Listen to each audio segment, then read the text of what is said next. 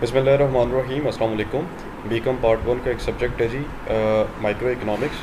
उसके लेक्चर में आपको खुशामदीद कहते हैं। यहाँ पे इस कोर्स के अंदर हमने बेसिकली डिमांड एंड सप्लाई जो होती है उसको देखना है कि मार्केट के अंदर डिमांड जो है वो कितनी होती है और उसके अकॉर्डिंग हमें सप्लाई कितनी करनी चाहिए।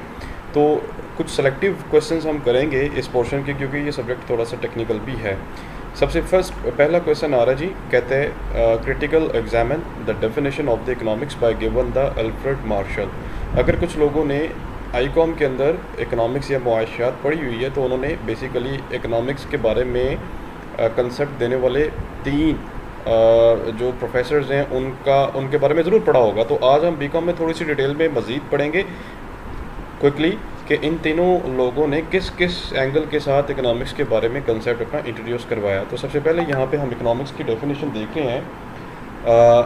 वो डेफिनेशन है, वो कहता है economics is the study of the causes of the material well being. Economics जो है वो कहता है जी वेल बीइंग की एक कॉजेज़ है कि इंसान अगर अपना जो तर्ज़ ज़िंदगी है या अपना रहने के सहने का जो स्टाइल है वो ठीक तरीके से कैसे गुजार सकता है, ये उस चीज़ की स्टडी है। उन फैक्टर्स को एनालाइज करने का नाम इकोनॉमिक्स है। वो कहते हैं जिस कंसेप्ट को आप क्रिटिसाइज़ करें। तो जैसा कि मैंने स्टार्ट में ऊपर आपको बता दिया कि economics basically demand and supply को डिस्कस करती है मोस्टली, लेकिन यहाँ पे कुछ उसके इंट्रोडक्शन के अंदर हिस्ट्री के बारे में बताया गया है कि इसका वर्ड जो है वो कहाँ से ड्राइव किया गया है। वो ये कहता है कि इसका जो वर्ड है इकोनॉमिक्स का वो लेटिन वर्ड ओकोनोमिस से ड्राइव किया गया है। इसके तीन कंसेप्ट हैं, classical, new classical and modern. यानी इकोनॉमिक्स जो है ये फर्दर तीन कंसेप्ट में डिवाइड है।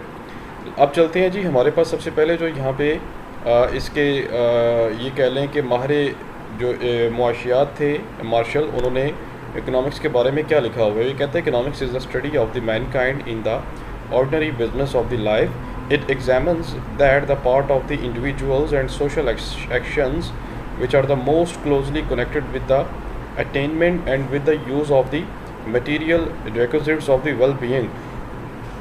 मार्शल जो है तीन पॉइंट्स के ऊपर बात कर रहा है। वो तीन पॉइंट्स कौन से हैं?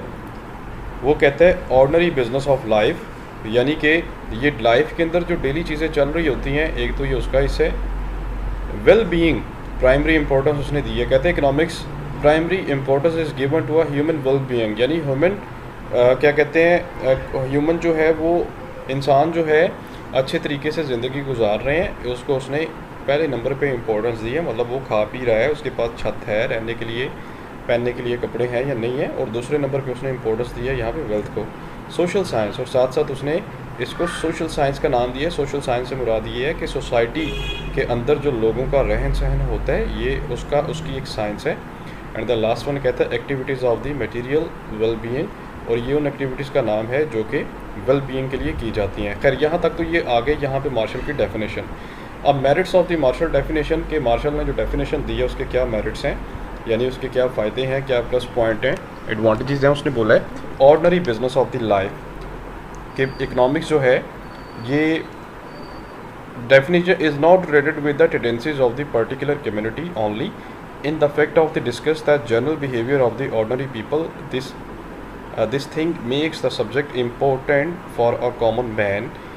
ये आम जो तर्ज़ ज़िंदगी होती है ना, इंसान जो गुजारता है, आप गुजारते हैं, हम गुजारते हैं, ये उसके बारे में स्टडी है पहले नंबर पे। इसका जो प्लस पॉइंट है इसकी डेफिनेशन के अंदर, no charge of the selfishness, यानी जो इंसान के सेल्फिश कुछ इंसान होते हैं ये उसके बारे में ड्राइव नहीं किया जा रहा या उसको डिस्कस नहीं करता। ये हर इंसान की जो वेल बीइंग्स होती हैं उनको साथ लेकर चलता है या उनके बारे में बराबर वो एक्सप्लेन करता है।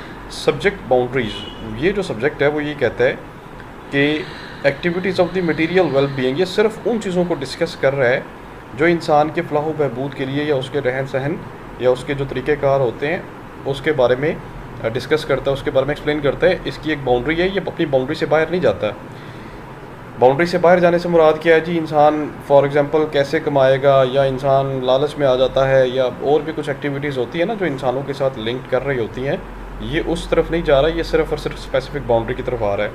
Correspondents to the modern economics tendencies in the modern age planning is every sector is made for the sake of the welfare and well being. Similarly, Marshall has also given importance to the welfare and well-being.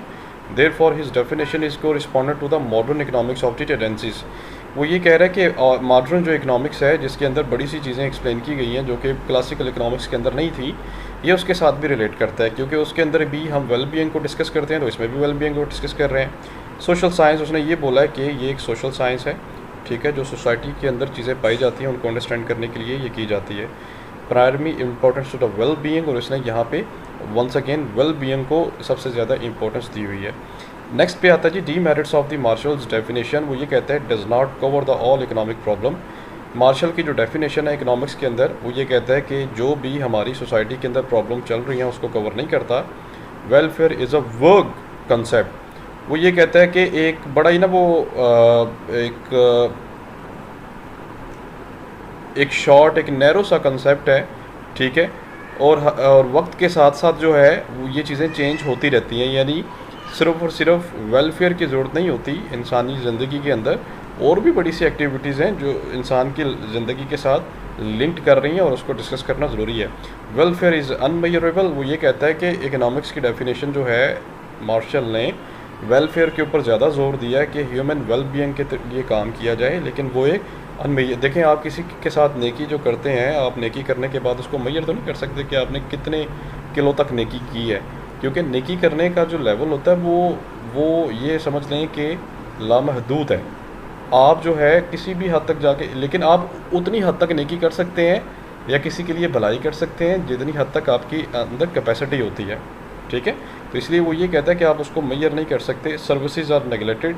जो इंसान services देते हैं इंसान के फ़लाह बहबूद के लिए, उसकी well being के लिए, उनकी सर्विसेज को नेगलेक्ट किया गया, जैसे टीचर्स हैं, लॉयर्स हैं, डॉक्टर्स हैं।